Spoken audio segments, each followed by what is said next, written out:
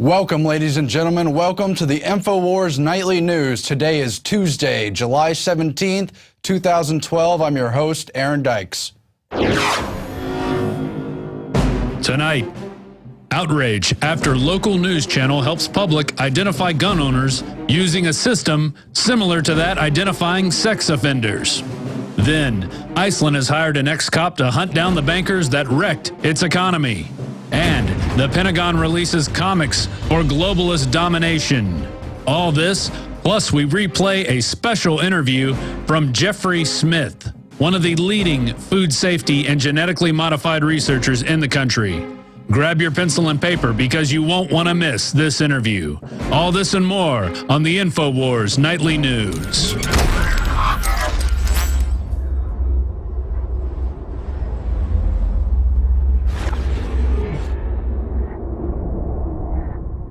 Tonight in the news, outrage after a local news station helps the public identify gun owners. It's as if they're sexual offenders, and there's a registry showing where their homes are located, what streets they live on, as WRAL in Raleigh, North Carolina has a whole database honing in on the fact that rural people own more guns than city people, and that the concealed permit carriers are located basically on the fringes of these different areas, as if it's some problem.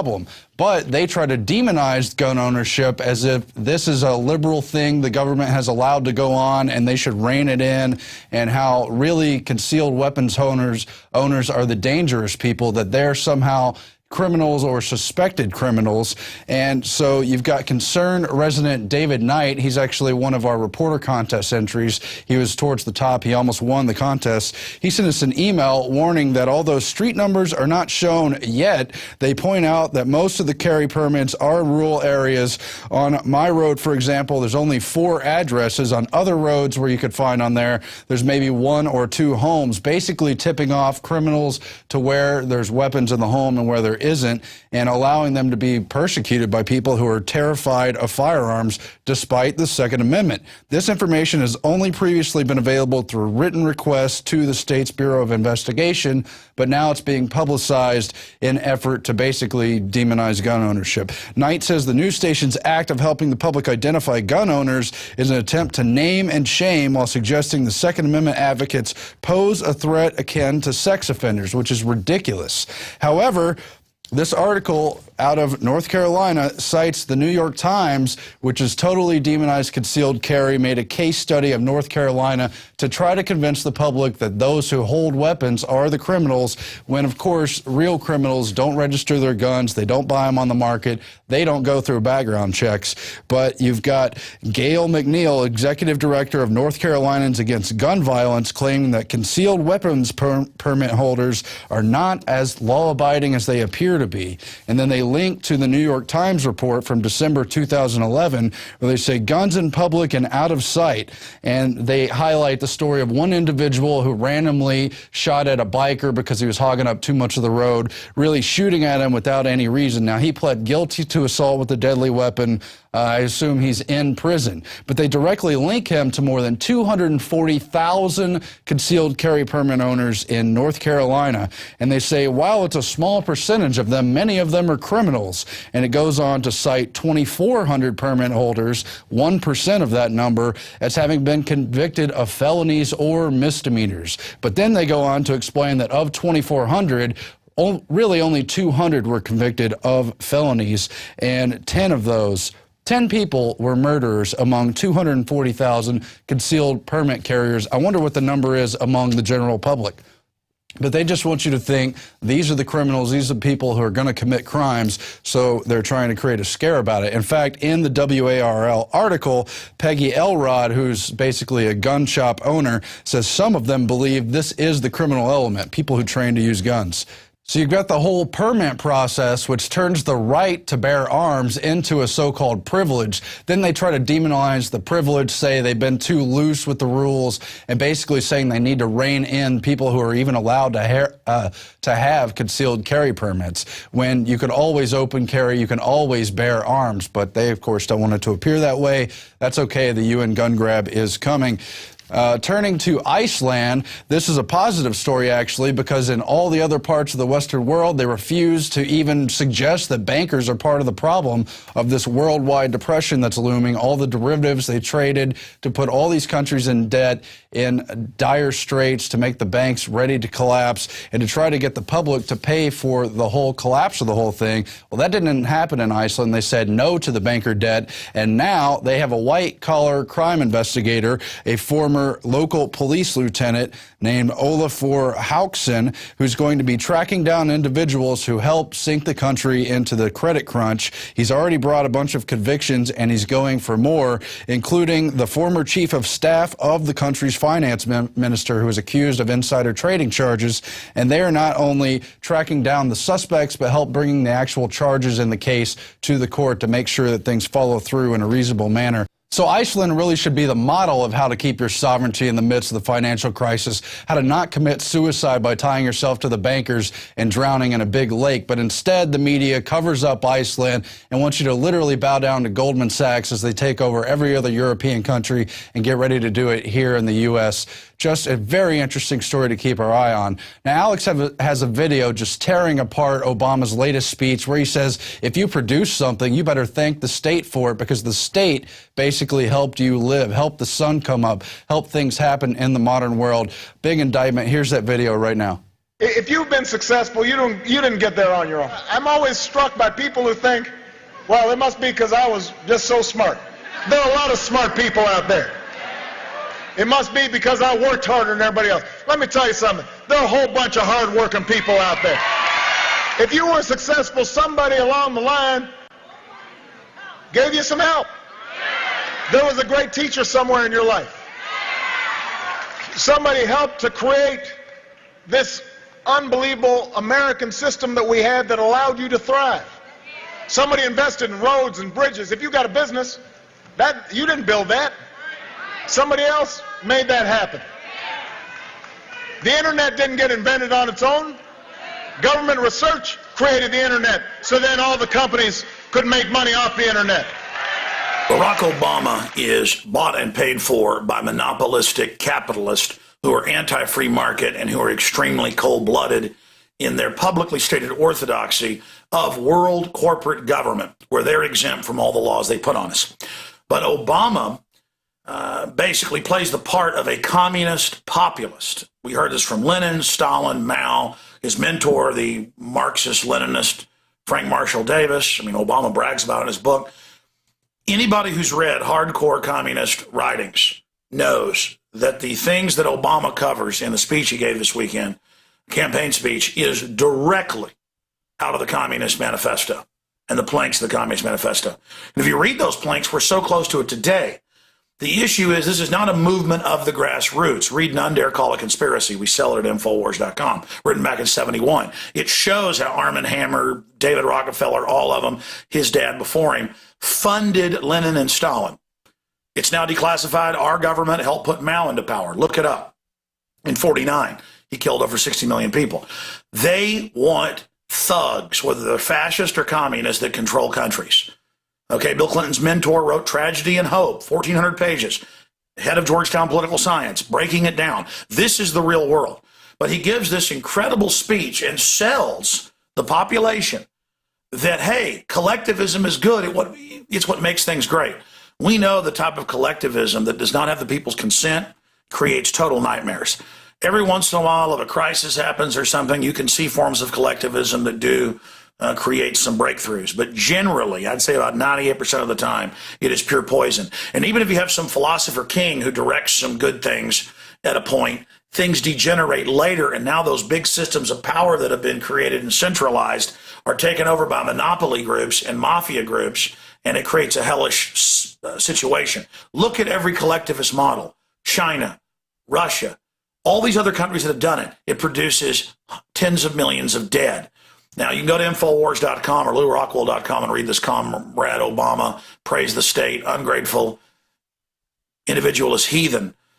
And remember now, 51% of the U.S. lives on a government paycheck. And I understand they took your money your whole life, and now you can say it's your money. The point is they've got you under their control. But for Social Security and people out there, they're already devaluing your check with inflation. And wait till QE3 hits that they're just now starting to announce. So here's a clip of Obama, and then I'm going to break down some of the speech and the fact that he's visiting Austin today here on Infowars Nightly News. They know they didn't. If you've been successful, you didn't get there on your own.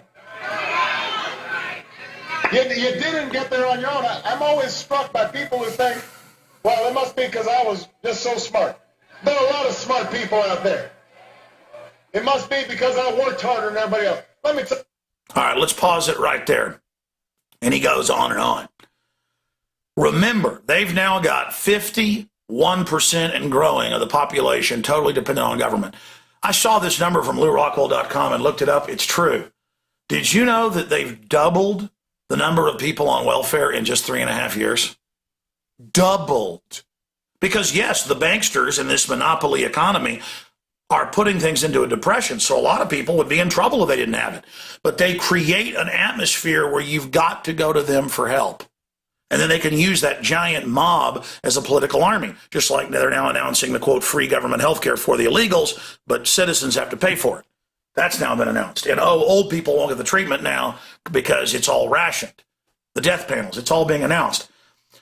But understand this, even if you believe in collectivism, they don't have the consent. This is an offshore banking cartel with people like Warren Buffett, the biggest single recipient of the banker bailout in 2008 through 2010. Look it up. It's New York Times, Wall Street Journal. He's quite proud of it. He's always saying, I'm rich, I don't pay enough taxes, raise taxes on me. Because he knows they helped write the laws where he's exempt. People won't look at the fine print. He's basically exempt, just like Mitt Romney is, just like General Electric and Google are. Most of these companies pay zero tax. He used your tax money with the General Motors bailout to move it to Brazil, Eastern Europe, and China. 22 bill, Cadillac, and Volt. Look it up. You cannot make this up. So he's here telling you he's going to save you with big government with all these desperate people.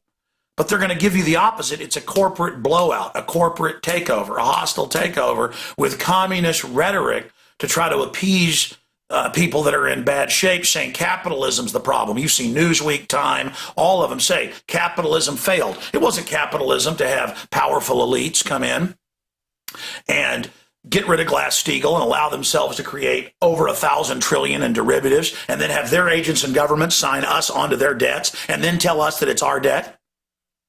You understand? This is the domestication happening right now, continuing. I mean, this is amazing communist speech, folks. Tell you something. There are a whole bunch of hard-working people out there.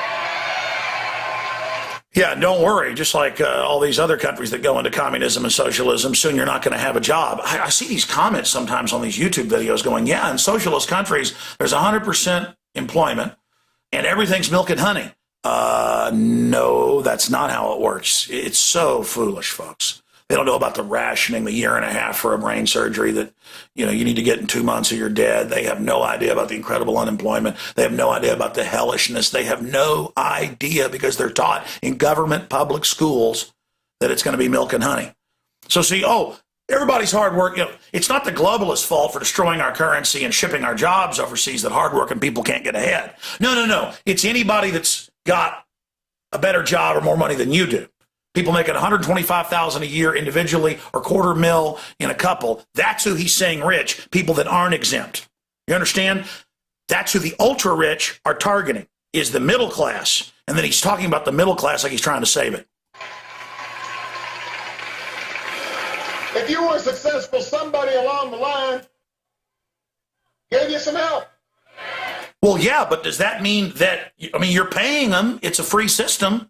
And believe me, you work hard in my operation, you get paid more, you move up. That's how things work. If the company keeps growing, but see, he's a globalist. They cheated everybody and shipped the jobs overseas. There was a great teacher somewhere in your life. Somebody helped to create this unbelievable American system that we have that allowed you to thrive. That allowed you to thrive. By the way, and this is the most important point, every place like New York, Chicago that they control is a hellhole for the general public and super hard to make it unless you're part of a special, class like Wall Street. And believe me, that's a special clique to get into, the highest levels of that. We've interviewed all the top people.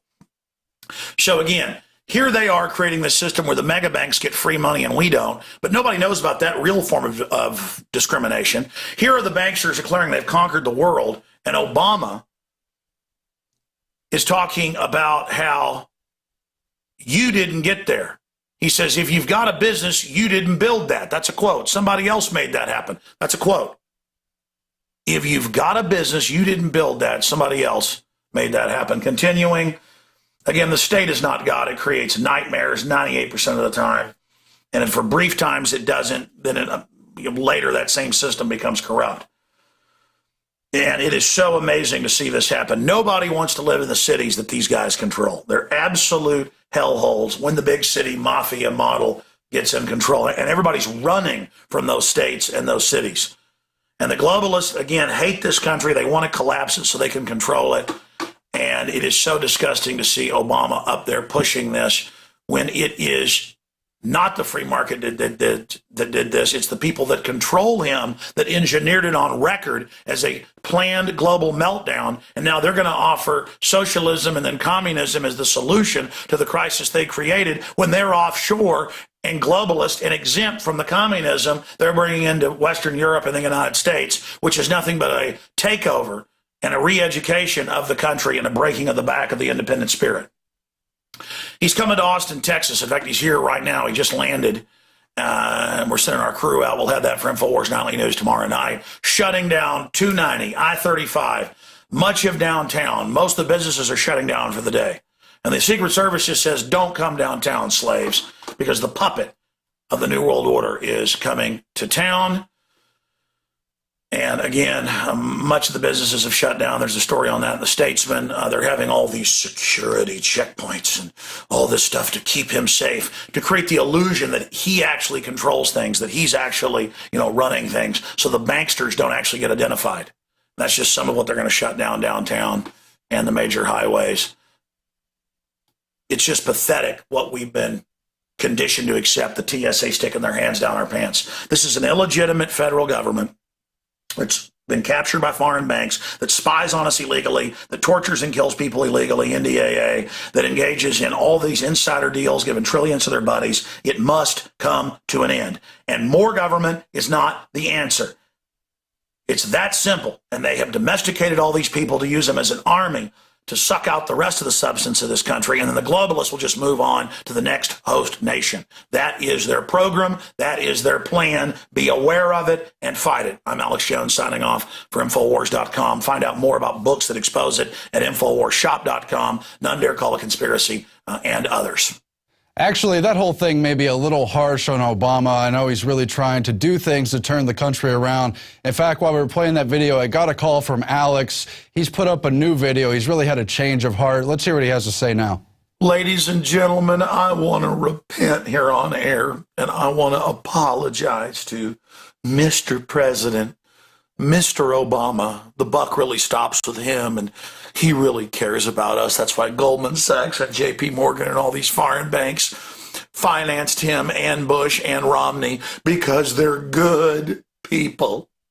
And I want to apologize that earlier today I put out this video, Obama says the state is God, because I was critical there. But I had a conversion, and I want to apologize right now for this video.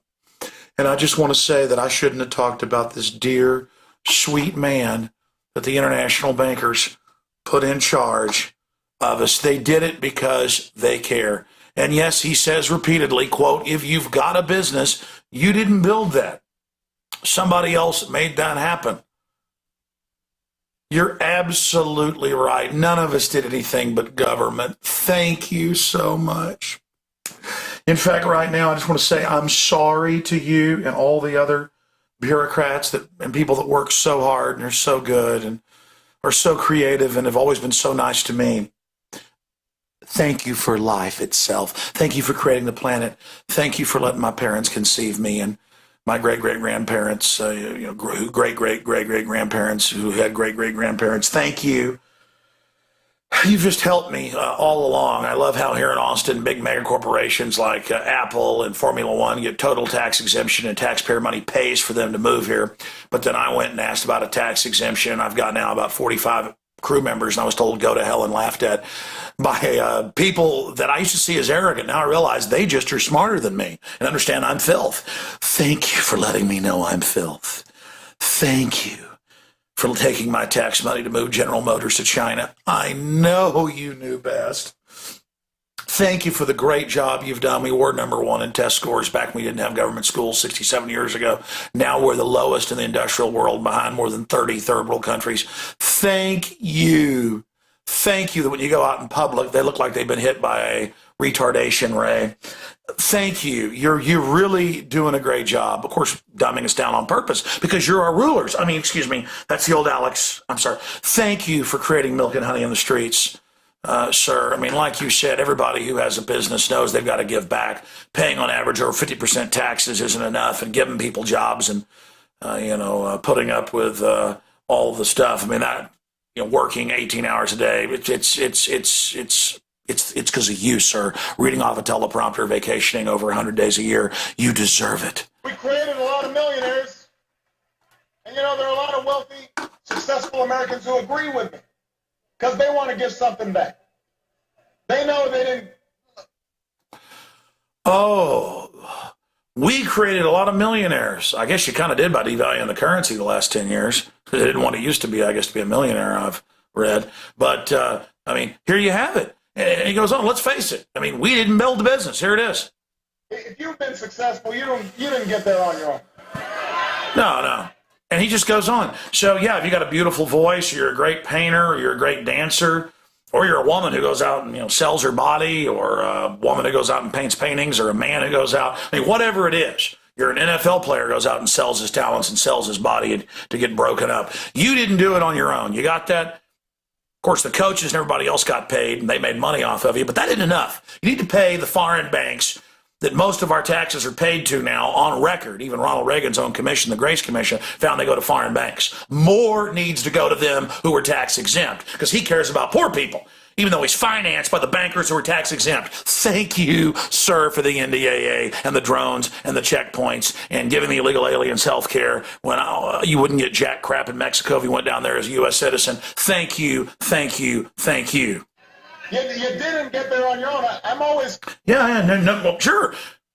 I guess our parents, I guess all the taxes we paid already, none of it's enough, is it? Notice we have bigger government we've ever had in this country, and the prosperity's going out the window. And all the big government types that run cities like Chicago and New York, everybody wants to get the hell out of them. So the OECD and the UN and the IMF World Bank say they want a global government, so there's nowhere to run. And I agree, nowhere to run, 100% taxes. It's great when the Soviet Union takes over and kills tens of millions, starving them to death and working them to death in work brigades. When China did it and killed over 60 million in just a 10-year period, 64 million. Mao Zedong, wonderful guy. I was wrong all these years. The state is God. You are God, Obama. The derivatives we've been signed on to, the now 40+ trillion in banker bailouts to the mega banks as direct taxes to them. All the police and bureaucrats and being talked down to like I'm filth. Thank you. I needed to know that. You're right. We need more government. UN diplomatic communities, they can run drugs and run child sex slaves and everything else. I guess I was a bad person for not liking that in the past and knowing the UN's running giant murder operations worldwide while models run around on TV telling us to give money to UNICEF so they can kill kids. I was wrong to be against all that.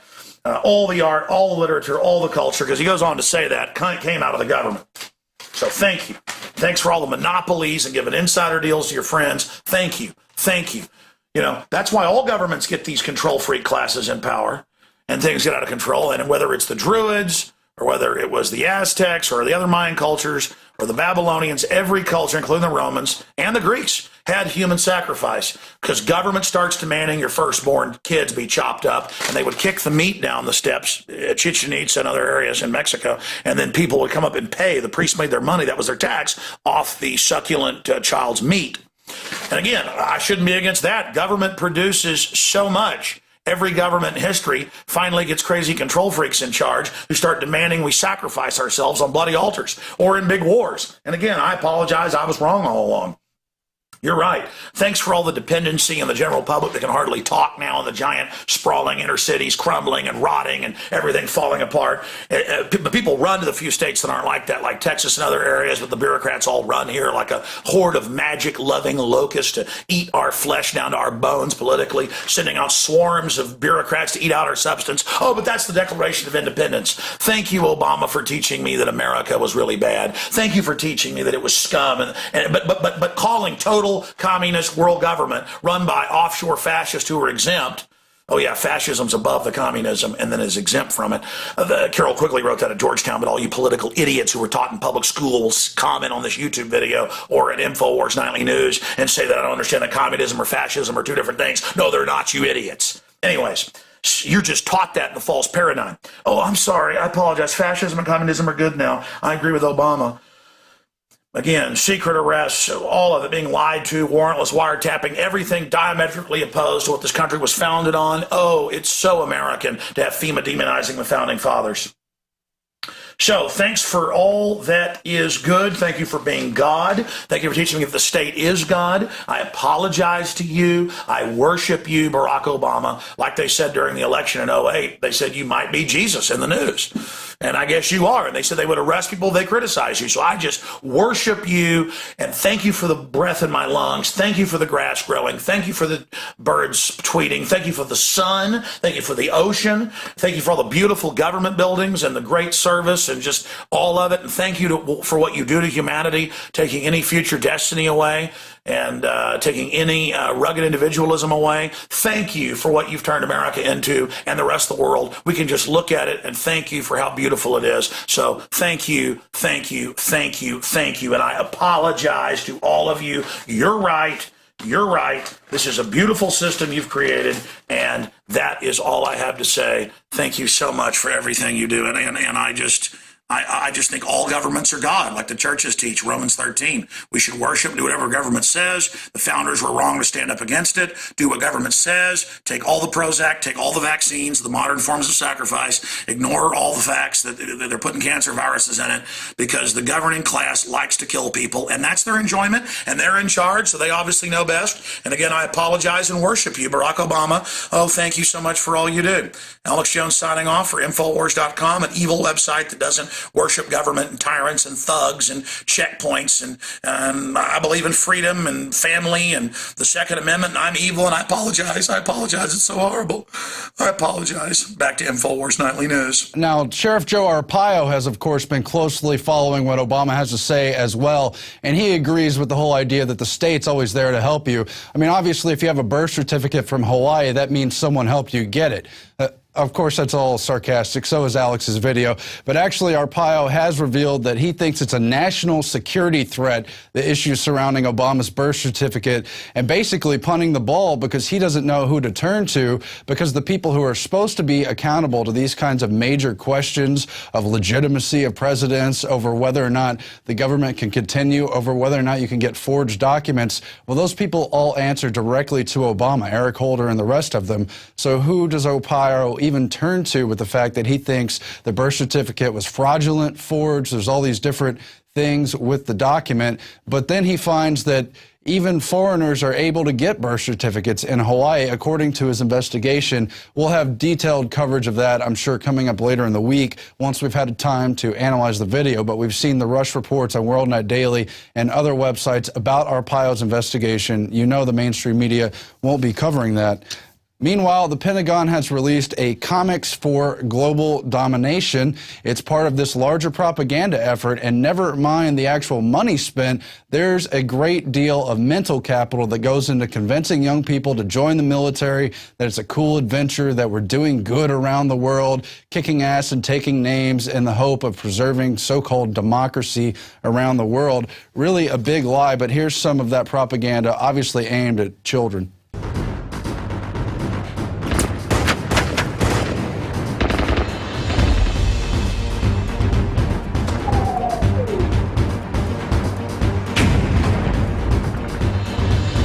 So you're seeing right now here are part of America's Army comics. It's going to be a free iPad and Android tablet from the same people who make America's Army PC games, always trying to indoctrinate people basically into killing at will because it's always for freedom.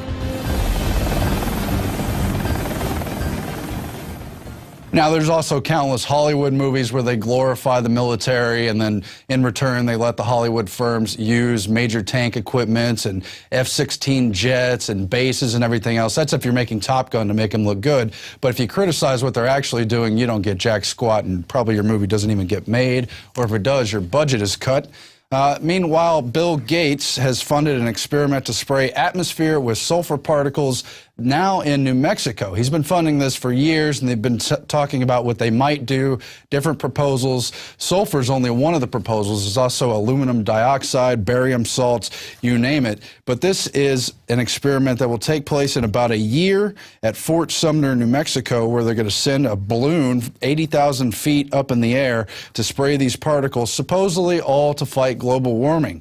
However, even some of the most staunch environmentalists who back the pro-global warming push say this is dangerous and can have catastrophic effects on the Earth. Well, of course, but they're saying specifically if this was triggered in the wrong way, it could cause drought and famine while trying to cool the planet, really just reversing everything that they claim global warming would do and doing it on purpose through their geoengineering experiments.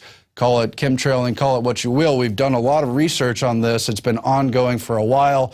And again, you see Bill Gates not only backing Monsanto, not only backing all kinds of dangerous genetically modified food and organism projects, but now spraying the skies, salting the earth. And as you might have guessed, there's G.M.O. crops from Monsanto and other firms specifically meant to deal with too much aluminum in the soil, with too much of these other salts in the soil. I don't know if they have a sulfur variety, but we're going to have a lookout for that. And again, involved in the project is David Keith, one of the main geoengineering scientists who's always said these proposals are good ideas. He and others have presented before the Council on Foreign Relations and other bodies to promote it and make sure it's not too heavily regulated. That was part of the UK-US study from a couple years ago. Meanwhile, other environmentalists are saying that nuclear meltdown is good for the environment. I wrote an article on this on Sunday after I randomly heard an NPR segment where they said, visit sunny Chernobyl, and how it's a love letter to pollution. This author, Andrew Blackwell, has said, really in this poetic language, paradoxically, perversely, the accident may have actually been good for this environment. Because it's a quarantine radioactive zone, everyone has left a long time ago, and very few people spend any time here. He tells All Things Considered host Guy Raz on NPR. You've got to go in spring, obviously, and it's just full of trees and birds and insects. It's become a huge accidental wilderness preserve. In a way, nature has taken over. The birds and bees and animals and wolves are not aware, don't care about the radioactive contamination we do, Blackwell says. There's nothing like it. It's an absolutely unique place, and most of it is flat out beautiful. Now tell me that's not propaganda for Agenda 21, where they envision a planet rewilded by the general animals and bees and plants and birds, but devoid of humans, celebrating these areas where humans can't go anymore, even if it's for the ironic reason that man caused this great disaster, clearing out, in this example, the Chernobyl wasteland, which I think also killed more than 1 million people, scientists have estimated. But it's beautiful now because there's no people there and wildlife has taken it back over. So it's almost as if these nuclear disasters are good for the planet. And in fact, it dovetails with other propaganda that's been going on. And no, I don't just mean Ann Coulter saying that radiation's, quote, good for you, although that's totally insane as well. Suzanne Posel, who frequently contributes to Infowars, writes the article, Do Nuclear Disasters Play into the Global Elite's Agenda 21 Rewilding Scheme? And she goes on to cite someone totally different than the author I just cited, one Robert Baker, director of the Natural Sciences Research Laboratory, who says the 20-mile exclusion zone at Chernobyl is off limits to humans. However, all species of plants, insects, and animals have repopulated the areas and made a new home where no humans are allowed. Even some species that were supposed to be extinct have reestablished themselves without signs of mutation from the radioactivity. In fact, none of the animals at Chernobyl show signs of radioactive mutation. The world's biggest ecological disaster has been declared a growing natural habitat where deer grazed in lush pastures, wolves openly stalked their prey, and life was thriving despite the Geiger counter readings showing the dangerous levels of radioactivity present. Baker remarked, the countryside is beautiful. So there's that talking point again, that the atomic cleared zones, the radioactive fallout zones, while humans can't go there, are beautiful for the planet, beautiful for life. Really just bizarre stuff, as more than half of the U.S. nuclear plants are admittedly crumbling. Literally 75% or more are leaking, including the radioactive element tritium. It's affecting water supplies, general economic impact, environmental impact is all there. You got the Fukushima disaster still, excuse me. You have the Fukushima disaster still weighing in and causing problems, and yet they say, isn't it beautiful at Chernobyl? Really strange. Monsanto, on the other hand, Protection Act may help grant total immunity to the biotech industry and ensure that the GM crops are always approved. We're talking about quiet riders, little tiny clauses added on to these major bills for both the 2012 Farm Bill as well as the 2013 Agriculture Appropriations Bill. And it's been put in there, of course, by Monsanto and other biotech lobbyists, of which there are many. The whole FDA, as you know, is basically run by Monsanto. And inside these riders, inside these giant bills, are requirements that the USDA give temporary approval even when GM crops have been questioned and put into the safety box for greater evaluation, which of course is only necessary for the protection of humans. If you don't know, if you haven't been tuning into this program and so many others, GMO is dangerous. It's been connected to organ failure, sterility, infertility, sneaker, passed down, hidden, ghost, third generation infertility, heart attacks, organ failure. Well, I already said that one, but lots of problems. In fact, at the end of this news segment, we're going to play Jeffery Smith in this long primer in an interview we did with him a couple years ago, where he explains the whole deal with GMOs, why you should look out for them, how to avoid them when you're shopping, and so on and so forth. So please stay tuned for that. But meanwhile, you've got these appropriations and little clauses in here which really ensure that these products are going to hit the market without any serious safety testing. And they've already had the Bush and Quayle administrations really fast-track the whole GMO process, make sure the Obama administration would not get in the way, or the Clintons, or George W. Bush, or the rest of them. Really, we're witnessing a takeover by biotech. They say they're going to have 50 times the natural species within about 50 years from the synthetic biology market. Really scary stuff happening. But in the here and now, we have to also be worried about World War III. We have Iran just announcing that its plans to close the Strait of Hormuz have been finalized. You remember at the end of last year and earlier in this year, they were warning that they could block the Strait of Hormuz and that they would if attacked by the West. Now they're saying that plan is finalized. Don't attack us over the nuclear issue or anything else, or else we're going to block the Strait of Hormuz, which would definitely send things into a World War III zone. It would further drive up the oil prices. The West might think we are just bluffing with the blockading of the Strait of Hormuz, but we already have some good plans on how to do that, said Firuzabadi, who was quoted by Fars News Agency. However, of course, doing this blocking the Strait of Hormuz plan is dependent upon approval from the Supreme Leader Khamenei. Not that he's good. None of these people are good in these foreign countries, but we don't need to start World War III, yet they are purposely provocateuring it. There's no greater evidence of that than the latest false massacre that's been claimed over Syria. Kurt Nimmo has the article, Prelude to Destruction in Syria, another fake massacre.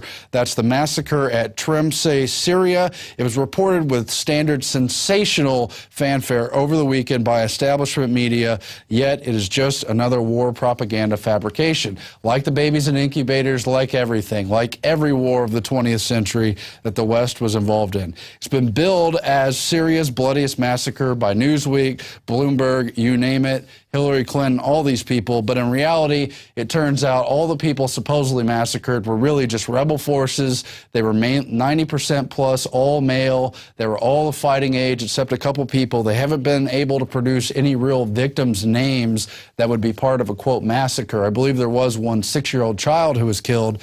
Well, you want to guess how many civilians will be killed if you bastards go to war in Syria, if you start a World War III? How many civilians were killed in Iraq? It's been estimated conservatively at more than 1 million people during the former war and another million during the decade of sanctions under Clinton and the others. But they want to holler and scream about 130, excuse me, not even 130, 103 victims that were actually just al-Qaeda rebel fighters funded, propped up by the West to take over Assad. That's what's really going on, but they want to claim it's a massacre. And even the New York Times admits that it was a battle, not a massacre.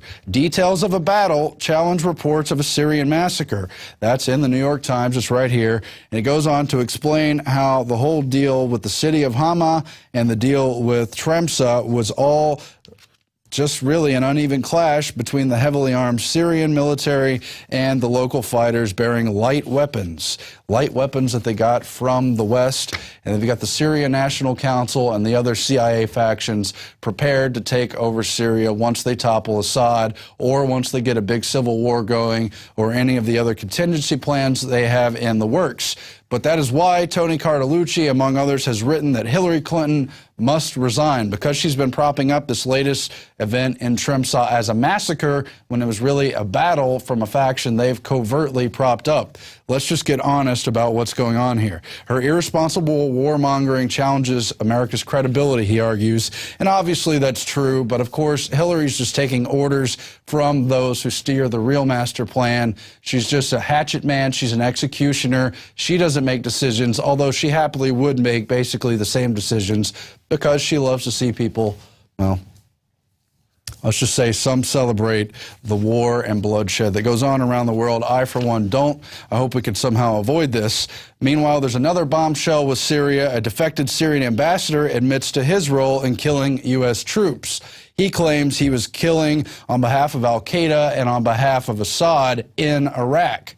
Well, while it may be true that al-Qaeda was killing U.S. soldiers in Iraq, there's very little evidence to believe it was being directed from Assad. Instead, Tony Cartalucci outlines how the West has been propping up al-Qaeda for all these years and how all that killing was basically done under the Hegelian dialectic to stir things up and ensure a big body count, and how this hero of the West for defecting is really part of the problem, and they're just propping up Assad's so-called casualty claims and his wrongdoings while always avoiding what the West has done. I hope they don't go to war. We turn now to the Daily Quote. Stay tuned. After the break, we have the big Jeffrey Smith interview. You want to tune in. You want to share it with friends and family, especially those who really haven't gotten around to studying the effects of genetically modified organisms. This is a great primer, a great introductory lesson. We turn now to that quote. By the end of this decade, we will live under the first one-world government that has ever existed in the Society of Nations, a government with absolute authority to decide the basic issues of survival. One world government is inevitable. That's from Pope John Paul II, and it's definitely true. You see it with the environmental issues. You see it with the demonization of guns. They want a collectivist society, not an individual society. So being an individual in the future is basically going to be outlawed and demonized. You always have to do things for that greater good.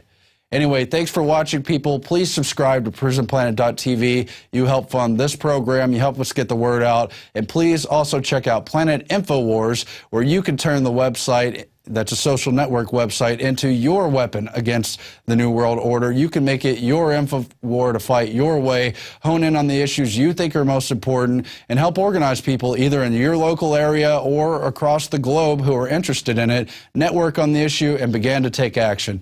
That's all for my part for tonight. Thanks for watching, and stay tuned.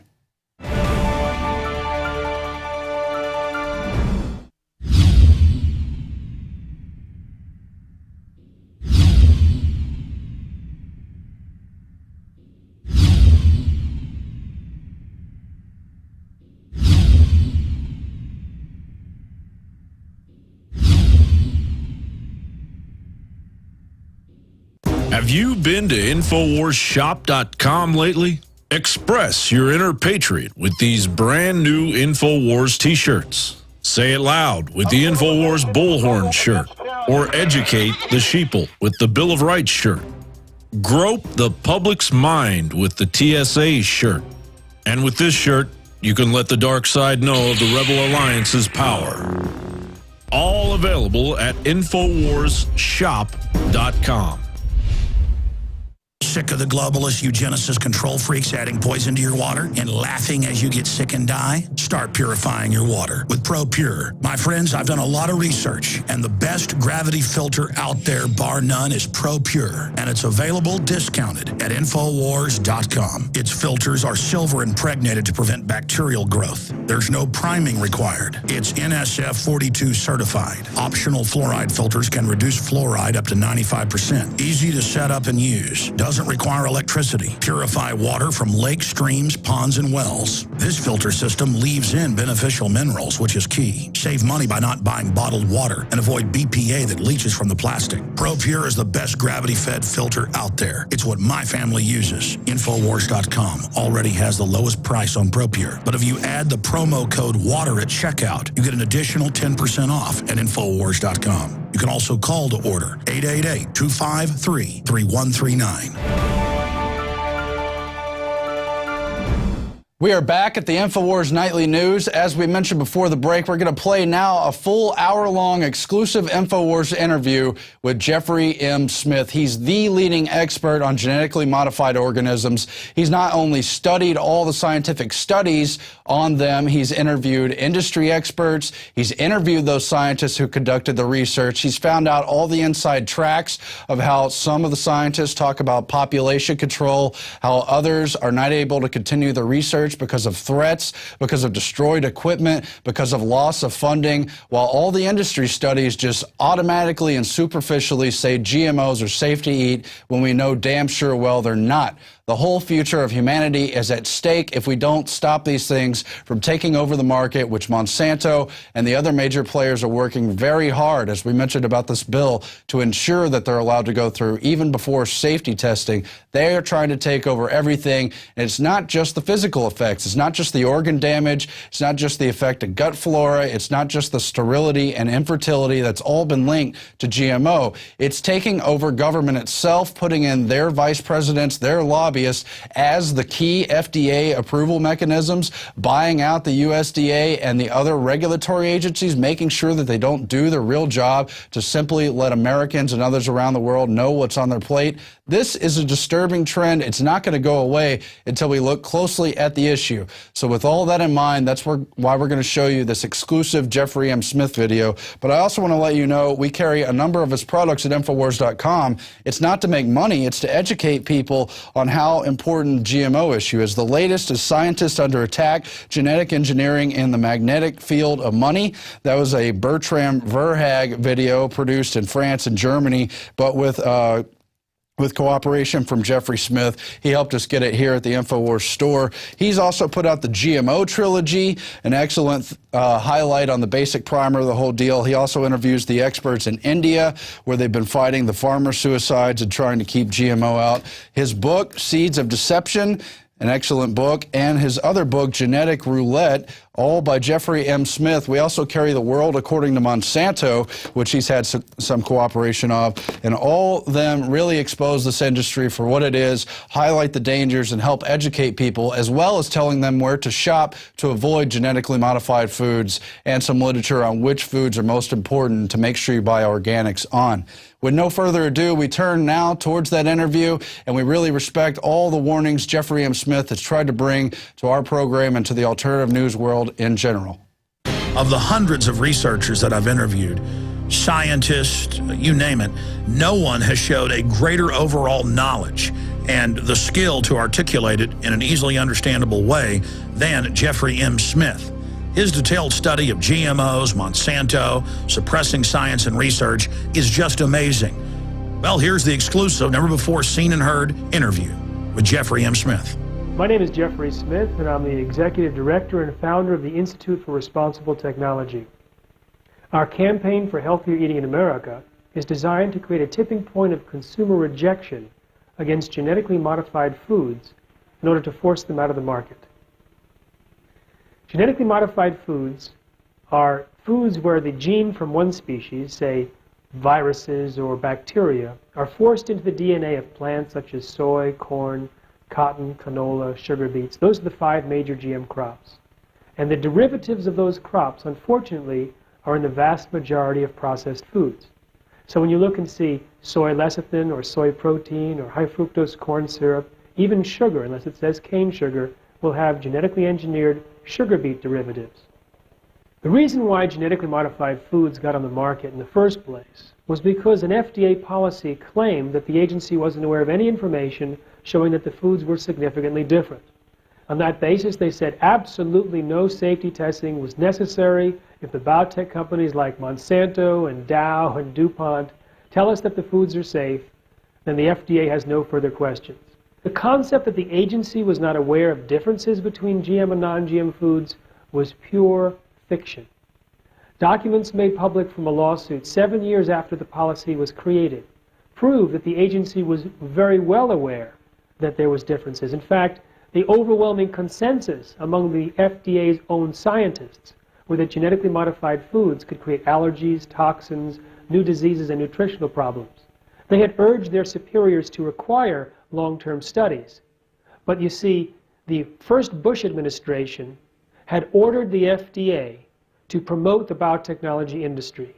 And so the FDA recruited for a position they created for him, they recruited Michael Taylor, Monsanto's former attorney, who later became Monsanto's vice president. While he was in charge, the policy was created that overruled and ignored the science and the scientists. Now, Michael Taylor, who I believe may be responsible for more food-related illnesses and deaths than anyone in human history for fast-tracking GMOs onto our food supply, he is now the U.S. food safety czar under the Obama administration. While Obama was campaigning in Iowa, where I'm from, he promised us that he would require mandatory labeling of genetically engineered foods. We've been asking for this for years. In fact, 9 out of 10 Americans want genetically modified foods to be labeled. But because the FDA is ordered to promote the biotechnology industry, they ignore the desire of 9 out of 10 Americans in order to protect the economic interests of 5 GMO companies. We had hopes that Obama would fulfill his campaign pledge, but so far, no luck. Instead, Obama has recruited and put into positions of authority, both in the USDA and the FDA, people with very close ties to Monsanto and the biotechnology industry. So he's been a very big disappointment from the side of those of us looking for a reasonable, rational, and safe policy regarding GMOs. In 2009, the American Academy of Environmental Medicine urged all doctors to prescribe non-GMO diets to everyone. They said animal feeding studies have linked GMOs causally with things like reproductive problems, immune system problems, accelerated aging, dysfunctional regulation of insulin and cholesterol, and organ damage and gastrointestinal problems. They asked for doctors around the country to prescribe non-GMO diets and to give out educational materials to help people understand the risks and the alternatives. There are 2 main reasons why people genetically modify foods. They either drink poison or produce poison. The poison drinkers are called herbicide tolerant. Most popular variety is Roundup Ready. Let me explain. Monsanto's scientists found bacteria growing in a chemical waste dump near their factory, surviving in the presence of their herbicide called Roundup. So they had the brilliant idea, let's put it in the food supply. So they took the gene from the bacterium that allowed it to survive applications of Roundup and put it into soybean, corn, cotton, canola, etc. So now you can spray the field with Roundup and it kills all of the other plant biodiversity in the field, but not the Roundup Ready soy and Roundup Ready corn.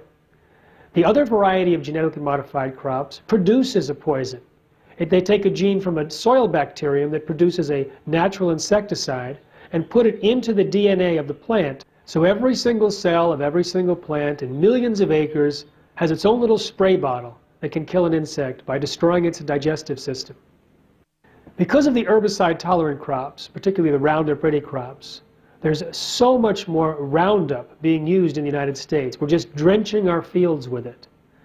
In fact, in the first 13 years since GMOs were introduced, it's estimated that 383 million pounds of more of herbicide were sprayed in the United States because of the GMOs. The pesticide-producing crops are called BT, for the soil bacterium Bacillus thuringiensis. Now, there is about a 68 million pound decrease of the use of insecticides on these fields over the first 13 years, but the actual amount of insecticide that's produced within every plant, when you add that all up, it's actually more than the insecticide that it displaces. So the overall impact is greater insecticide use as well. What these changes mean is that the plant might produce more allergens, more toxins, more anti-nutrients, more carcinogens, or even less of these. We don't know. It's a genetic roulette. In fact, the process of approval of these GM crops do not evaluate these type of changes. In Monsanto's own studies, which they conveniently left out of their published paper, which we were covered later, they found that in cooked GM soy there was as much as 7 times more of a known allergen called trypsin inhibitor, and about a doubling of an anti-nutrient called soy lectin, which blocks the absorption of certain nutrients. In genetically modified corn, a gene which is normally switched off was switched on to produce an allergen, and other proteins were truncated or changed in shape, which can change a harmless protein into a potentially deadly one. In fact, when they looked at that corn variety, they found 43 different proteins that had significantly changed their levels of expression because of the genetic insertion. So these could be caught wreaking havoc with our health or the environment, but no one has evaluated them. One of the most consistent features of the animal feeding studies is immune responses. Immune responses are the body's reaction to something that it considers foreign and may be harmful. By definition, genetically modified crops have something foreign, which may be harmful. Now, the immune system problem has been seen consistently in rats, in mice, in any time they test for GMOs. What we're seeing in the human population since GMOs were introduced is an increase in autoimmune disease, inflammation, and allergies.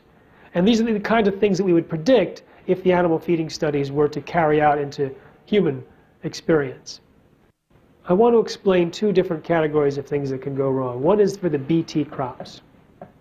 The biotech industry feels confident in putting an insecticide, a toxin called BT, into our corn and cotton plants.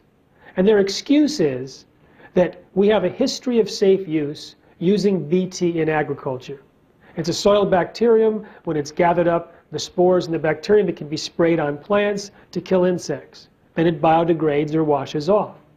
But what the biotech engineers do is they take the gene that produces that toxin out of the bacterium and put it into the crop. But the crop produces the bacterium at thousands of times the concentration of the natural spray form. It doesn't wash off, it doesn't biodegrade. In fact, it's designed molecularly to be more toxic than the natural form. It even has properties of a known allergen.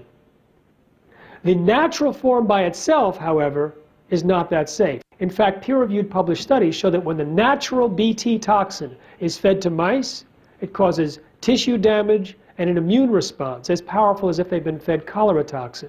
According to peer-reviewed published studies, when BT toxin was sprayed by plane for gypsy moth infestation in the Pacific Northwest, about 500 people complained of allergic or flu-like symptoms. Some had to go to the hospital. Now, thousands of farm workers in India who are picking the cotton engineered to produce that same BT in higher concentrations are complaining of the same allergic and flu-like symptoms, and some have to go to the hospital. When they allow animals to graze on the cotton plants after harvest, thousands of sheep, buffalo, and goats have died.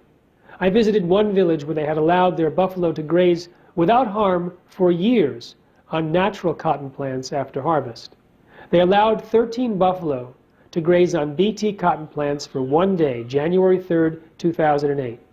Within 3 days, all 13 buffalo were dead. They also lost 26 goats and sheep. I asked the villagers, how many of you personally have had itching from working in the BT cotton fields? Most of them raised their hands. In the state of Haryana, India, they feed cottonseed cake to buffalo. Most buffalo actually refuse to eat the cottonseed cake, but those that eat it, most have reproductive problems, including sterility, premature deliveries, abortions, and many of the calves died and adults died. We've also seen about 24 farmers in the Midwest claim that their cows or pigs became sterile from certain varieties of BT corn. A farmer in Germany says that 12 of his cows died when fed exclusively a variety of BT corn. And in the Philippines, when people were living next to a particular BT corn variety, during the time of pollination, the people in the village experienced skin, respiratory, and intestinal reactions and fever.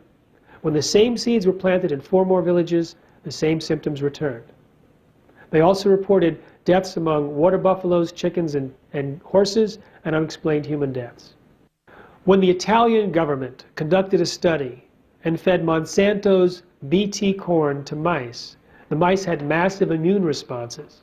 When the Austrian government fed corn that was both Bt and Roundup ready, the animals had less babies and smaller babies. Now these are the problems that may be resulting from the Bt toxin itself, or they may be resulting from the massive collateral damage that results from the process of insertion. We don't know because no one is looking. In the case of Roundup Ready soy, we see a lot of serious problems. Soon after the GM soy was introduced to the UK, soy allergies skyrocketed by 50%. We know that there are many reasons why GM soy might be associated with higher levels of allergies. In fact, a skin prick test shows that some people can react to the GM soy but not to a wild variety of soy. And they also found a new protein that had allergenic properties that was in the GM soy but not the wild variety. When they fed GM soy to mice, there was a reduction in digestive enzymes by as much as 77%. When you impair digestion, it might increase the ability for allergens. This was of grave concern to the FDA scientists, who said it would be a serious health hazard to introduce an antibiotic-resistant marker gene. They were concerned that the gene might transfer to pathogenic bacteria and create super diseases. Knowing that soy genes transfer, we know that the antibiotic-resistant genes might also transfer to create super diseases. When they fed genetically modified soy to female rats before they got pregnant, more than half of their babies died within 3 weeks. The babies were also much smaller on average, and in a subsequent study could not reproduce. When they fed genetically modified soy to male rats, the testicles actually changed from the normal pink to blue. When they fed genetically modified soy to male mice, their testicles also changed and damaged the young sperm cells. And when they looked at the offspring at the embryo stage of parent mice that were fed genetically modified soy, their DNA functioned differently compared to when parent mice ate non-GM soy. When they fed hamsters genetically modified soy for 2 years over 3 generations, by the 3rd generation, most of the parent hamsters that were eating genetically modified soy lost the ability to have babies. The GM soy group also developed more slowly and matured sexually more slowly as well. It turns out the Roundup, which is being sprayed on millions of acres, primarily because of the Roundup Ready crops, has a tremendous impact on health. Now, it's designed actually to damage the health of plants. That's how it's an herbicide. When you spray a plant with Roundup, what it does is it goes into the plant and accumulates into the parts of the plant that we eat. It also gets pushed out the roots into the soil, where it destroys beneficial microorganisms and enhances the harmful microorganisms, like fusarium, which can produce mycotoxins, which themselves can be harmful to humans and mammals. Now, glyphosate, which is the main ingredient or the active ingredient in Roundup, was actually originally patented as a chelator, meaning that it binds with or kidnaps and holds hostage certain mineral nutrients like copper and zinc and manganese and magnesium and iron. And so when you spray the glyphosate on the crop, it bounds up the nutrients in the soil, making them less available for the plant. So that's another way that it helps kill plants. But when we eat the glyphosate, either in the plant or because of the contaminated groundwater, we also end up chelating some of the nutrients in our bodies, making it less available for our health and protection. And there's a lot of diseases that are associated with mineral deficiencies. Now, the Roundup itself is also toxic to humans and mammals. In fact, it interferes with endocrine development. It can cause, in certain rat studies, lower sperm counts, abnormal or dead sperm, lower testosterone level. So when we see the genetically modified Roundup Ready soy being fed to animals and causing reproductive problems, we don't know if it's the GMO component or the high residues of Roundup. In addition, the glyphosate in Roundup doesn't just dissipate. In fact, 2 courts, one in the United States and one in France, told Monsanto they had to stop saying that their Roundup was biodegradable. It actually accumulates in the soil and can last up to 3 years or longer. So the more we spray with Roundup, it has an accumulating effect so that anything that's planted in that same field after Roundup can also uptake the Roundup. And it can be reactivated when you put in fertilizers. They've even found glyphosate in the manure of chickens. So now if you spread chicken manure on a field to create increased nutrients, the glyphosate might tie up the nutrients, making it harder to nourish the plants. And we are flooding our country with this glyphosate. In fact, the weeds are developing resistance, so people are pouring on more glyphosate, which is the active ingredient in Roundup. One of the interesting aspects of genetic engineering is anytime a scientist discovers a problem, they're attacked. It doesn't matter how much credibility they have, what level of publication they've put it in, they're attacked. Sometimes they lose their funding, sometimes they're fired or lose tenure. I'll give you an example. The UK government wanted to prove to a skeptical public that GMOs were safe. So they put out a grant proposal trying to find someone who can design testing to show that GMOs were safe. 28 different scientists applied. They gave it to Dr. Arpad Pusztai, the world's leading researcher in his field. He worked at one of the top nutritional research institutes in the country, or in the world, and was leading about 20 or 30 people on this grant. He fed genetically modified potatoes to rats as part of the protocol. The potatoes were engineered to produce an insecticide. Now he knew this insecticide was harmless to rats. He had fed huge amounts of the insecticide to rats in previous experiments. In fact, for this experiment, one group of rats was fed the GM potato that produced its insecticide. One group of rats were fed natural potatoes, and a third group, natural potatoes plus the insecticide spiked directly into the diet. Only those that ate the GM potatoes got sick. So what was the cause? It was not the insecticide. It was somehow the process of genetic engineering which caused the massive damage to the rats, including potentially precancerous cell growth in their digestive tract, smaller brains, livers, and testicles, partial atrophy of the liver, and damaged immune system after only 10 days. He went public with his concerns and was a hero for about 2 days at his prestigious institute. Then 2 phone calls were allegedly placed from the UK Prime Minister's office, forwarded through the receptionist to the director of the institute. The next day, Dr. Pusztai was fired from his job after 35 years and silenced with threats of a lawsuit. His team was disbanded. They never implemented his protocols, and his institute, plus the UK government, launched a campaign to destroy his reputation in order to protect the reputation of biotechnology. After 7 months, by an order of Parliament, his gag order was lifted, he got his data back, and it's now published. And it remains the most in-depth animal feeding study yet published on GMOs, implicating the process itself as causing harm. In Moscow, when the scientists discovered that Roundup-ready soy fed to female rats caused more than half of their babies to die within 3 weeks, she was told by her boss, who was being pressured by his boss, no more studies on GMOs. In fact, documents were burnt on her desk, samples were stolen. One of her colleagues tried to comfort her by saying, well, maybe the GM soy will solve the overpopulation problem.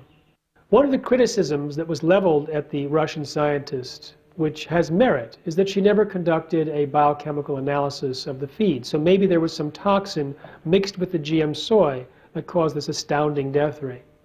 But after she had done the research 3 times with similar results, coincidentally, the rat chow, which was being fed to all of the rats in her Russian facility, switched to be based on GM soy. So she couldn't do any more studies because she had no controls. But after 2 months, she had the brilliant idea to ask her colleagues, what's the infant mortality rate in your mice studies? Let me say that again. But after 2 months, she had the brilliant idea to ask her colleagues after 2 months, what was the infant mortality in the rats that you're working with? It had skyrocketed to over 55%, suggesting that it wasn't a particular toxin in her batch, but it's a more generic aspect of genetically modified soy. When Dr. Carrasco in Argentina linked Roundup to birth defects, both in amphibians and possibly in humans, he was immediately attacked and 4 people showed up at his place of business and tried to interrogate him in a very aggressive manner. Time and time again, when scientists discover adverse findings about GMOs, they're attacked viciously in the press, through their colleagues. It happens so often that many scientists just give up and they refuse to do any more research about GMOs. One of the myths of biotechnology is that GMOs are going to feed the world. Actually, they work against feeding a hungry world. If something is to feed the world, well, first of all, it has to increase yields, it has to be reliable, and yield increase actually has to be a way of solving the hunger problem. It also has to be healthy and better than competing technologies. GMOs fail on every count. First of all, the average GM crop reduces yield. It does not increase yield. Second, increased yield actually isn't the solution to hunger today. We have more food per person than any time in human history, but 1 billion people go to bed hungry or malnourished.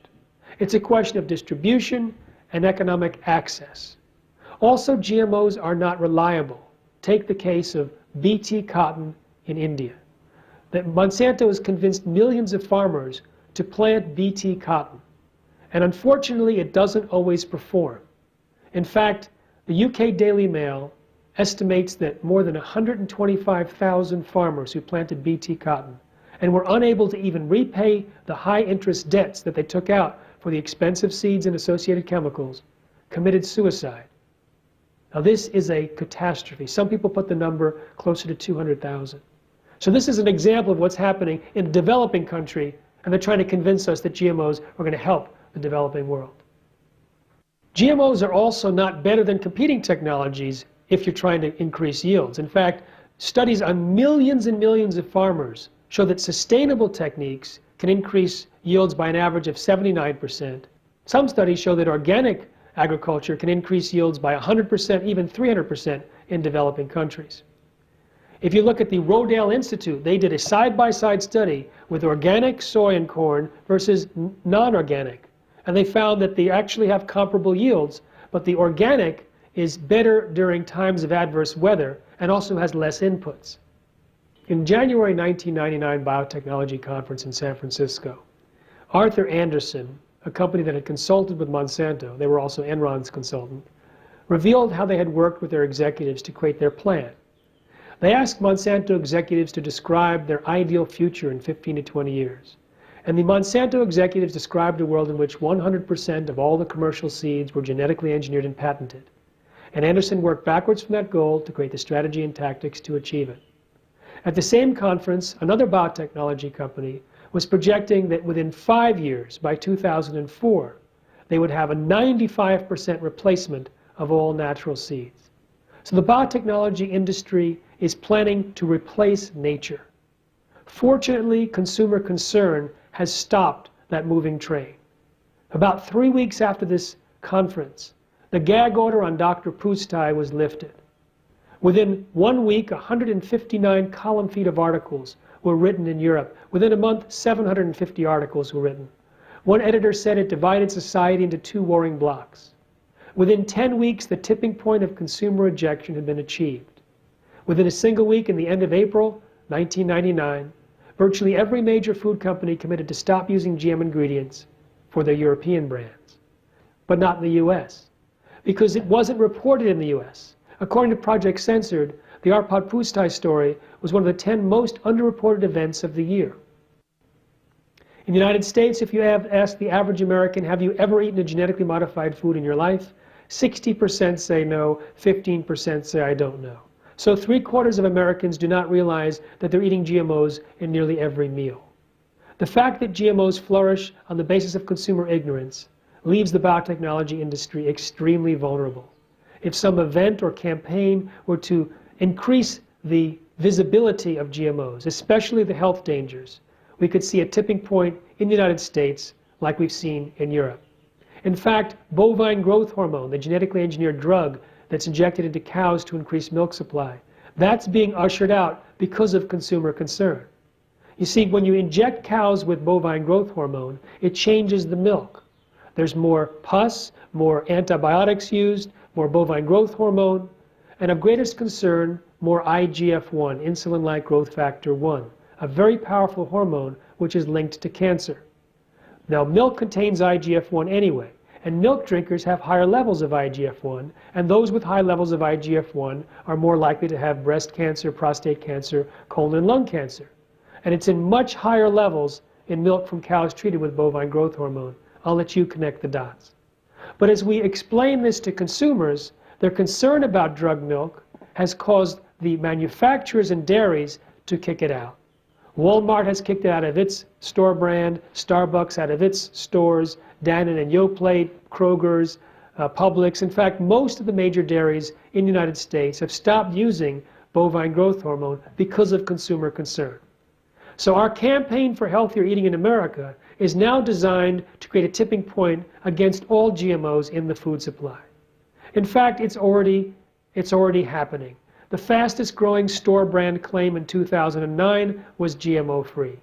And Supermarket News, a big trade journal for the food industry, predicted that 2010 would see an unprecedented upsurge of consumer awareness and concern about GMOs. And as I travel around the country, as I do every year, I see more informed and enthusiastic activists and consumers getting the word out about GMOs. So we now are equipping them with strategies and tools and speaker training, and we have a campaign to hit the tipping point of consumer rejection in the United States between 10-10-10, that's October 10th, 2010, and 11-11-11, within a year, a month, and a day. So I invite you to come to our website at healthiereating.org to get involved, to sign up for a Healthier Eating Pledge, to get the tools to invite others to do the same, so that together we can create a tipping point. You see, we only need about 5% of U.S. shoppers. We think that's more than enough to create the tipping point.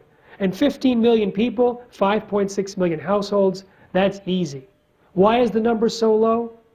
Because GMOs give no consumer benefits. There's no reason why a company would say, well, I need to keep my GMOs because it has better mouthfeel or sweetness or shelf life. If a small percentage of people were to reject GMOs, it would become a pure marketing liability. The companies don't even have to switch recipes in order to get rid of GMOs. They can just use the non-GM corn and soy, as many companies have done already, like Whole Foods for its store brands, like many companies in the natural food industry. There's also a new third-party verified seal called Non-GMO Project Verified, which is being put on products that show that the non-GMO claim has been third-party verified. So the entire natural food industry is getting on board, mothers are getting on board, doctors and medical organizations are prescribing non-GMO diets, many spiritual and religious groups are saying that GMO really means God move over, and they're against it. We have enough people to eliminate GMOs, we just have to get the word out to those who are already receptive. If we need only 15 million Americans, consider that 28 million Americans already buy organic food on a regular basis, 87 million people are strongly against GMOs, and 159 million people, 53% of Americans, the majority, say they would avoid GMOs if they were labeled. So we have a non-GMO shopping guide to help people make healthier non-GMO choices. So go to non-GMOshoppingguide.com to see for yourself which products are non-GMO and how to avoid them. Right now, it is legal to call something non-GMO, but the Codex negotiation team in 2010, in May, went to a conference in Quebec armed with a new proposal that could ultimately make it very difficult for people to label something as non-GMO or even keep the requirements in Europe for GMO labeling. Fortunately, the U.S. didn't get much traction at that meeting and only got supported by about 3 countries out of 50 that participated, and we hope that that can go away very soon. When RBGH was approved, Michael Taylor, Monsanto's former attorney, who later became Monsanto's vice president, was in charge. So it got approved with very little testing and no labeling requirements. In fact, Taylor wrote a white paper suggesting that if any dairies want to label their products as free from RBGH, he suggested that they also include a disclaimer that says, according to the FDA, there's no between milk from cows supplemented with RBGH and those not supplemented.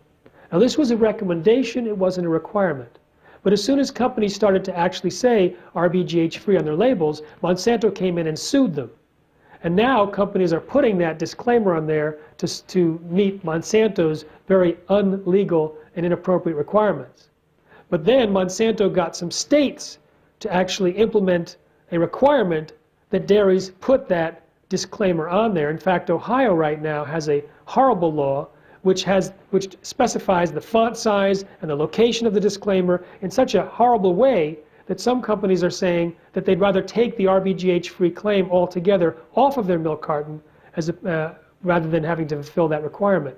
And that means any national brand that's sold in Ohio has that problem. So it really is a problem. We're actually trying to convince the governor of Ohio to change his mind immediately so we don't lose the traction that we've gained all these years. The junk food eating couch potato in America does not know that he or she is eating GMOs and will never know that we got rid of it for them. Because it only takes a small percentage to reject GMOs in the marketplace. We don't need to inform everyone. In fact, there are so many people receptive to our message, we can get rid of GMOs without having to convince anyone who is resistant. There is, in fact, an economic divide between those that can afford organic and those that can't. Those in inner cities don't have access to fresh vegetables and fruits very often. But as far as GMOs go, I'm optimistic that we can get rid of them so quickly that it won't be a problem for very long. Of all of the toxins that are released into the environment, GMOs are of a special class. You see, with genetic engineering, you have pollution of the gene pool. It's a self-propagating genetic pollution. The genes that we released in this generation already can outlast nuclear waste. They can go on forever. We have no technology to fully clean up this type of pollution. Certainly we can reduce it dramatically, but until we have some technique to identify GMOs at a distance, we are stuck with GMOs possibly forever. Imagine being hired by a company that says, we have a little problem, we'd like you to organize the recall of our salmon from the ocean. There's a company that wants to introduce genetically modified mosquitoes. Imagine trying to do a recall there. GM pollen has already contaminated the indigenous corn varieties of Mexico, and we have no technology to clean that up. What we've done is irreversible damage, and this is something that is highly irresponsible, unconscionable. And it was done over the objections of scientists, over the objections of science, a collusion between government and industry. If you look back at the records of what actually happened at the FDA in 1991 and 92, the scientists were very clear. They said GMOs could create higher levels of existing toxins, new toxins, they might bioaccumulate toxins from the environment, they might produce allergies or new diseases or nutritional problems. They said the process of genetic engineering is different and leads to different risks. So what did the government say? The government said, we know of no significant differences, we know of no significant risks. Completely lying about what actually was said within the department. The first genetically modified crop to be reviewed by the FDA was the Flavor Saver tomato, engineered for longer shelf life. And that was the only company that actually gave raw feeding study data to the FDA to evaluate. It turns out the rats refused to eat the tomato. Now this is not uncommon. In fact, eyewitness reports from all over North America and around the world show that a variety of animals, when given a choice, avoid eating GMOs. Cows, pigs, squirrels, geese, elk, deer, raccoons, mice, rats, chickens, and buffaloes. So it's my job to get humans up to the level of animals. When they force-fed the rats the tomatoes, 7 of 20 developed stomach lesions, 7 of 40 died within 2 weeks. Now, if you look at the data that was recovered from a lawsuit from within the FDA, they're clear that there were unanswered questions related to safety, and that the tomatoes did not meet their normal standard of reasonable certainty of no harm. But the political appointees did not put up any red flag to block the tomatoes. In fact, they said that the tomatoes passed with such flying colors that no subsequent GM application is going to even require the level of evaluation that the tomatoes had. From that point on, it was purely a voluntary consultation process where the companies can choose if they wanted to even talk to the FDA, and they could determine what data, if any, they were to turn over to the FDA. And it's always been summary data, not enough to properly evaluate safety. If the reviewers want more information and ask for it, they're typically ignored. And at the end of the exercise, they write a letter. For example, a letter to Monsanto which says Monsanto believes its foods are safe and understands its responsibility to make that determination. So the FDA has no further questions. The FDA does not even approve GM crops. They let the companies do it themselves.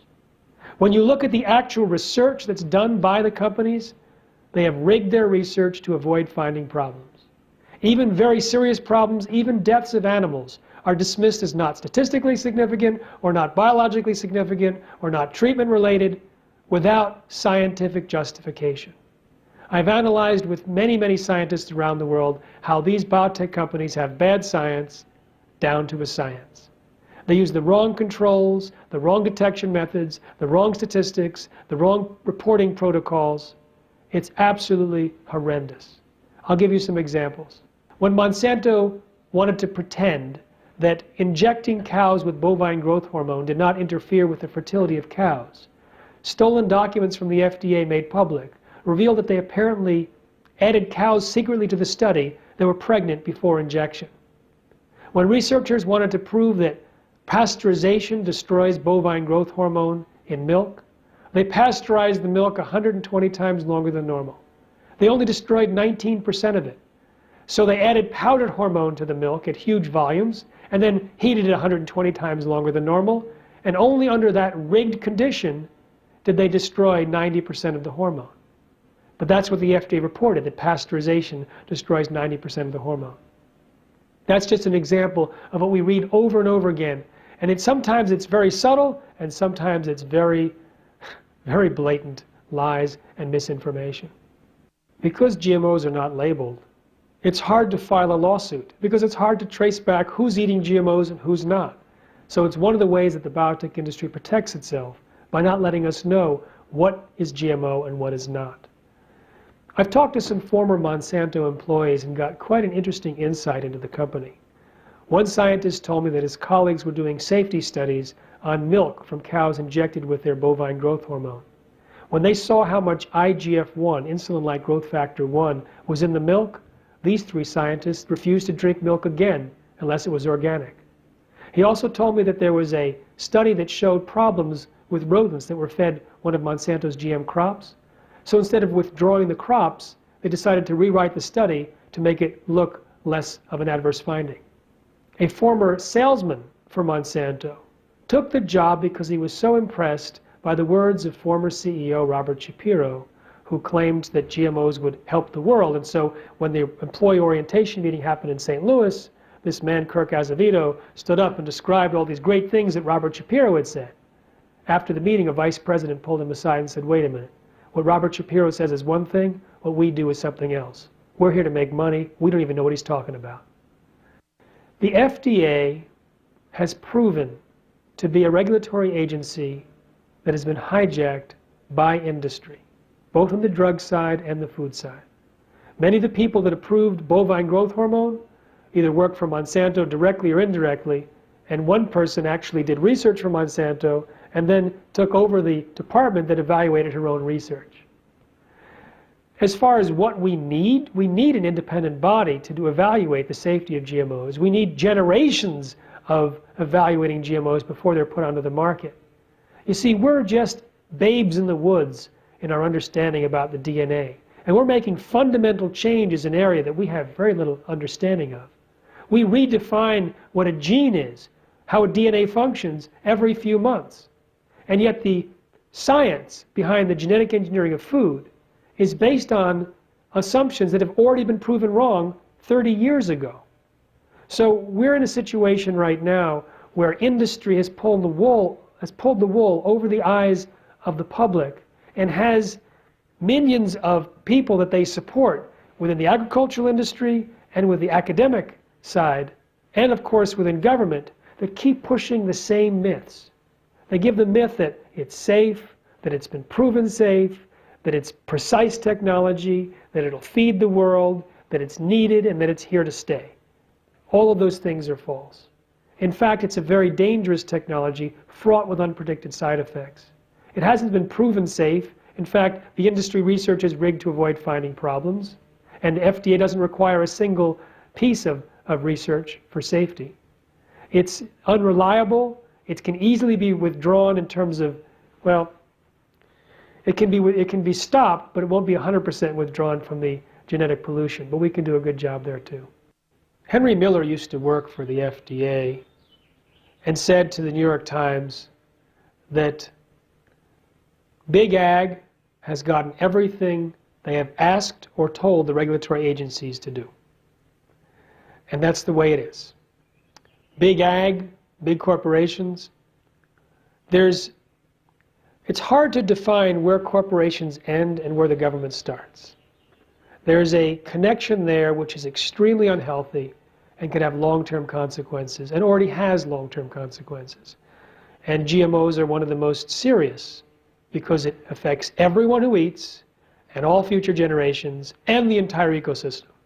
What you see in genetic engineering is a pattern which is prevalent throughout the government, where corporations have influenced the regulations over themselves in such a way that they were given free rein to make big bucks without consideration for health and environmental consequences.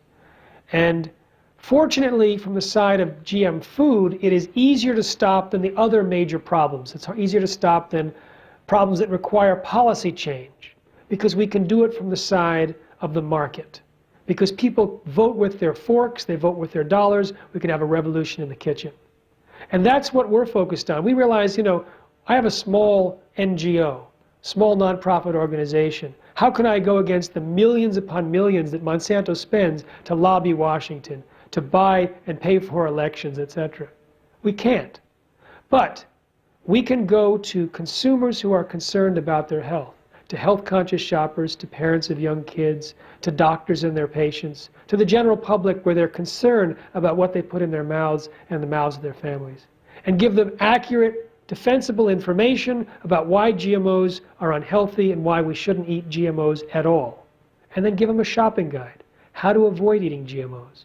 These are the tools to affect policy, at this point, greater than lobbyists, greater than money for campaigns, because this is the tool that will get the food companies to kick out GMOs when they become a marketing liability. Years ago, they called 98% of the DNA junk genes because they didn't code for proteins. They figured they were just a refuse pile of previously accumulated genetic material. Now they realize, oh, it's very important. They used to think that genes could be sorted and moved in any direction and anywhere on the genome because they acted independently. Now they realize that there are families of genes that work together as a network. They used to think that one gene produced one protein, produced one trait. That's false.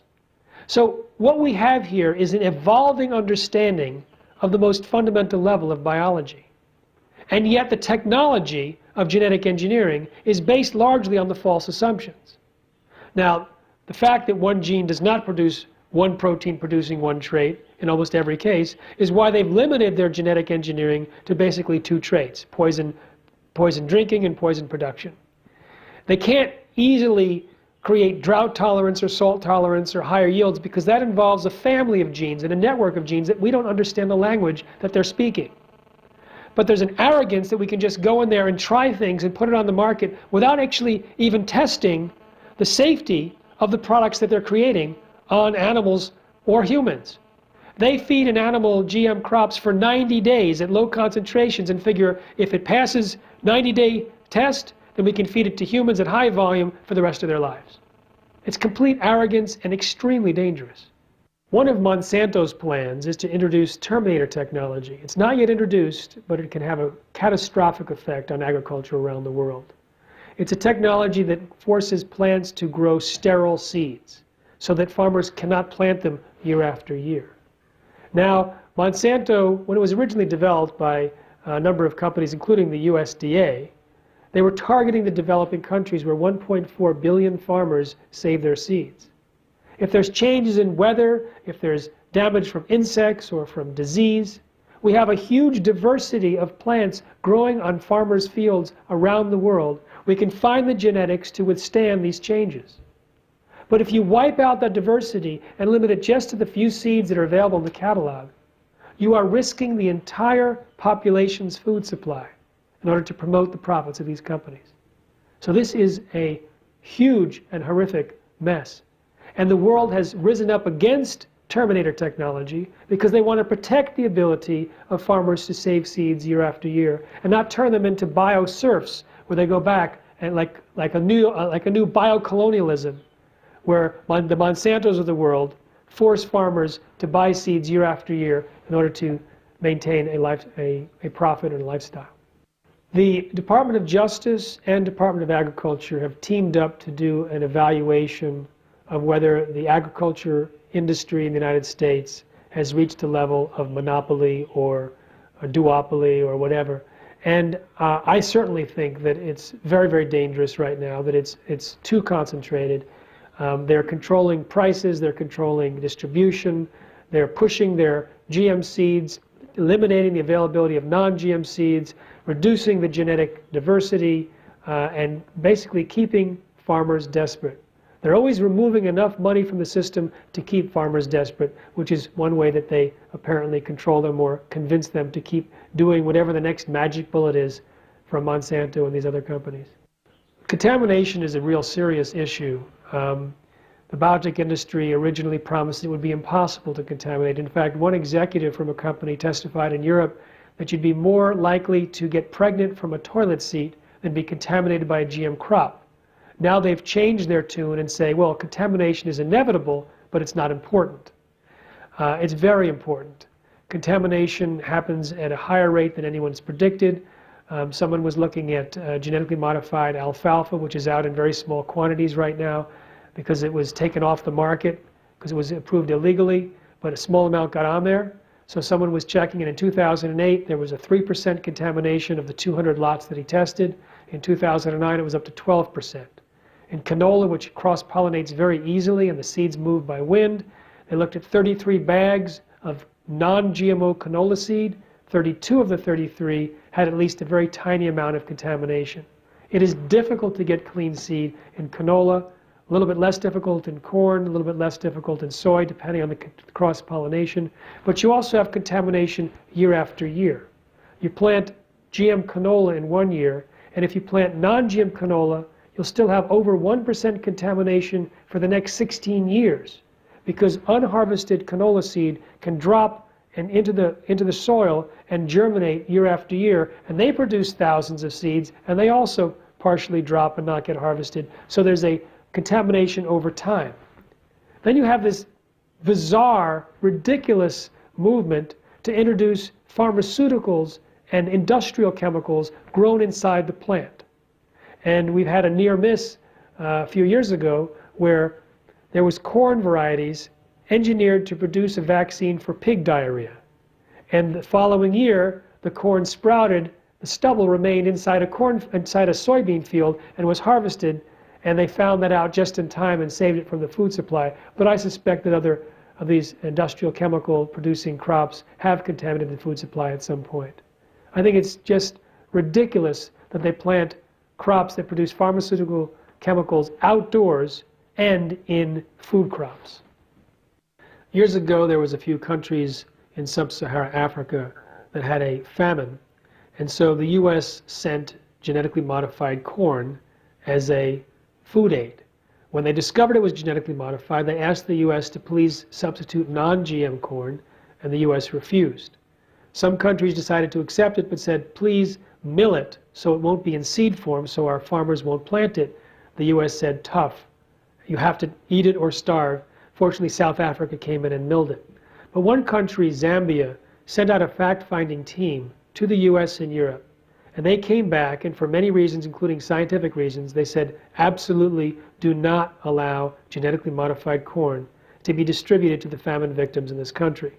So they were able to find other sources of food. But this really upset the U.S. because the myth was that GMOs would feed the hungry world, and here was a hungry country saying no. So they did a full-court press on Zambia, and I visited there and heard some of the stories.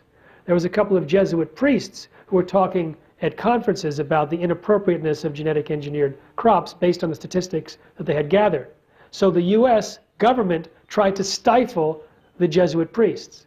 Colin Powell contacted the Vatican, and someone else contacted the head of the Jesuits in the U.S., and they kept trying to, they were lying about what these Jesuit priests were saying. And I spoke to and interviewed one of the Jesuit priests.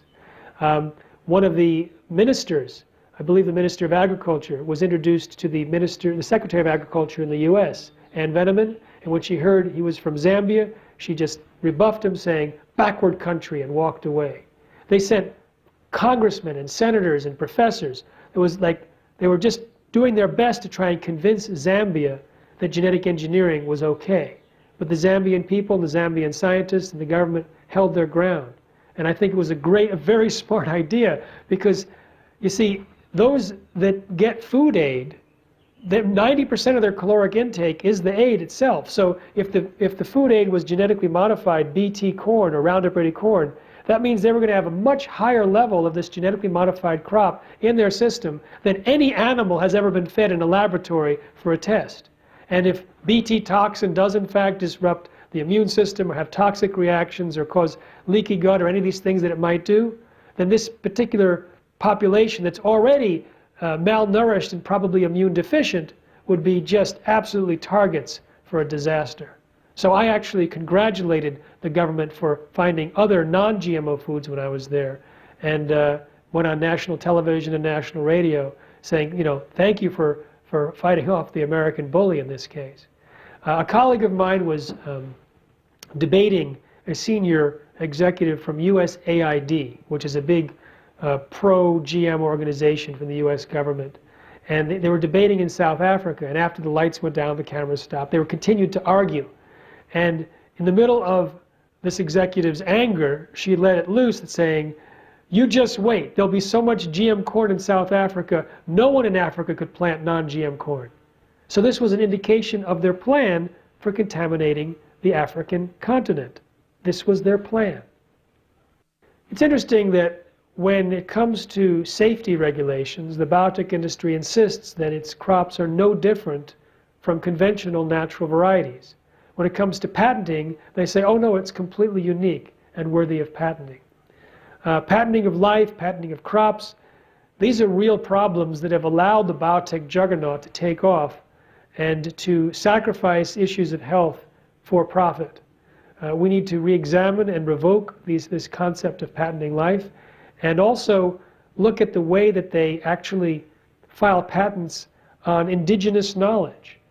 Companies have tried to patent flour used for chapati breads in India, for neem in India, which is a natural product that's been developed for years, for basmati rice, for all these different things. They'll go in like bioprospectors and biopirates to steal some of the indigenous resources that have possibly been developed by farmers over generations. And because they discover some ways in which the characteristics work on a molecular level, they file a patent, and then they can sell the products of their patent back to the indigenous countries that developed it.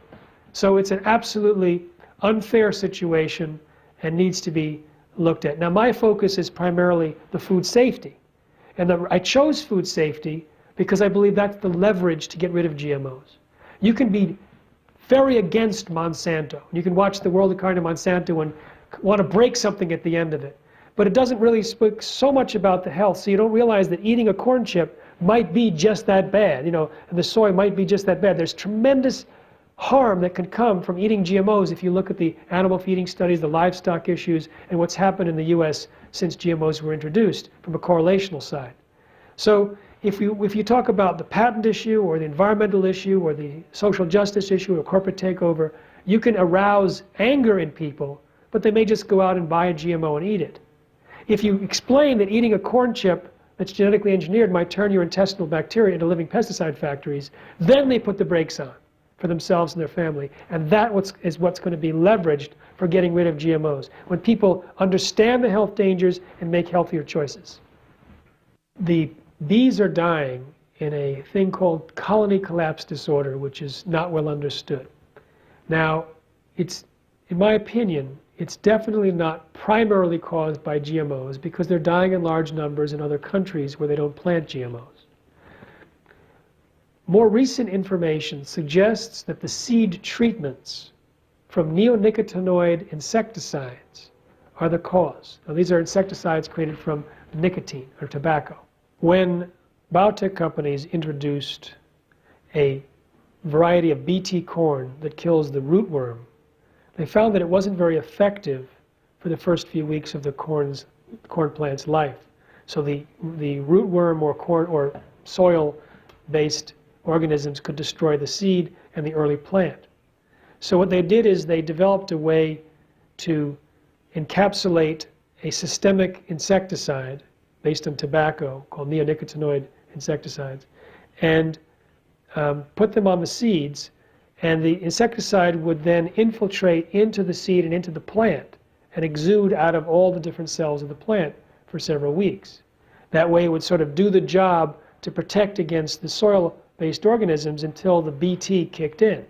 But this neonicotinoid insecticide is known to disrupt the navigation ability and memory of bees, where they may not be able to get back to the hive. Now, it was believed that the seed treatments, that these type of seed treatments were responsible in large part or completely for colony collapse disorder. And when they banned these type of insecticides from several countries in Europe, like in Italy, the next year there was no colony collapse the next year except in one hive where they used the old seeds that still had it.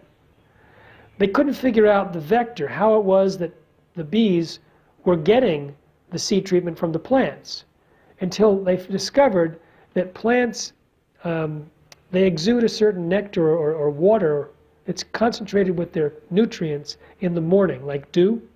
And these bees fan the hive to keep the air conditioning going all night, and they get exhausted, so they immediately leave the hive in the morning and go to the nearest source of nutrition, which is this nectar on the plants nearby. But this nectar or water contains the insecticide as well. So now they understand the vectors in terms of how these honeybees are getting large doses of this insecticide. And one of the characteristics of colony collapse disorder is that there's oftentimes no bees in the hive, that they go out and they don't come back. So we think that the neonicotinoid seed treatments, which were increased because of the use of genetic engineering, is probably responsible for, or at least in large part, of colony collapse disorder. But there are more deaths among the bees in the United States than in other countries. And we think that that increase might be the result of genetically engineered crops, particularly the Bt toxin, which is designed to kill insects. It's not acutely toxic to bees, but in some studies they found that the bees that grabbed pollen from the corn plants that were genetically engineered, they actually were susceptible to a viral infection, whereas the controls were not. There was another study that showed that when the bees took the pollen, the genes from the genetically modified crops transferred into the microorganisms inside the guts of the bees. This also happens in humans. This could mean long-term effects from short-term exposure. Genetically modified foods and crops are one of the most dangerous health and environmental catastrophes we're facing. And yet very few people know about it. There's very few money. There's very few organizations funding those of us who are trying to stop it. I mean, I struggle year after year with, a skeleton crew, and I see things like global warming just pulling millions and millions of dollars, and we just get chump change and volunteers to try and stop this juggernaut. Fortunately, it's easier to stop GMOs than it is these other problems because we don't have to affect government policy. We can do it through market choices, and that's what we plan to do.